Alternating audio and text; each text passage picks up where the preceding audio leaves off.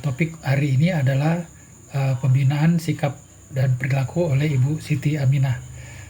Jadi sikap ini sebenarnya bisa berubah berdasarkan suatu uh, kondisi yang dialami seseorang gitu. Attitude itu adalah kombinasi dari tiga jenis respon, yaitu respon kognitif ini bagaimana kita menilai sesuatu gitu. Misalnya kita bertemu seseorang, apakah orang itu cantik, apakah orang itu ganteng atau kurang ganteng, apakah bunga itu cantik atau jelek, apakah bau. Nah, itu adalah respon kognitif. Jadi kita mempelajari. Yang afektif itu adalah respon seseorang terhadap perasaannya gitu. Jadi apakah orang itu akan marah, atau orang itu akan sedih, atau orang itu akan gembira terhadap kondisi lingkungannya. Kemudian yang ketiga adalah konsep konatif. Konatif itu adalah respon terhadap dorongan hati. Jadi misalnya kita contohnya, jadi seseorang melihat uh, seorang yang cantik, kemudian mengungkapkan perasaannya terhadap orang tersebut, itu adalah respon konatif.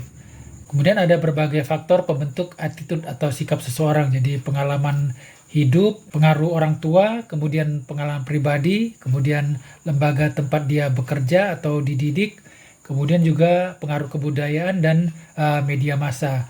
Jadi pengaruh kebudayaan ini juga berpengaruh ya. Jadi misalnya kalau kita di suatu budaya mungkin minuman keras itu dia akan dianggap jelek, tapi untuk di budaya lain minuman keras itu bisa dianggap sebagai sesuatu yang biasa, atau untuk bersosialisasi dengan temannya atau kerabat.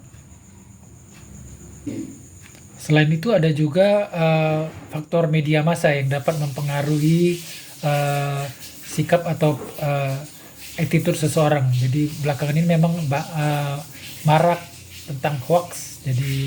Jadi hoax, dan mungkin bisa diperparah dengan pendidikan yang kurang, dapat menyebabkan latar belakang yang kurang atau kemiskinan, dapat menyebabkan orang tersebut mudah dipengaruhi oleh media massa atau berita yang tidak jelas atau sengaja dipelintir, atau berita hoax. Sekian Learning Journal hari ini.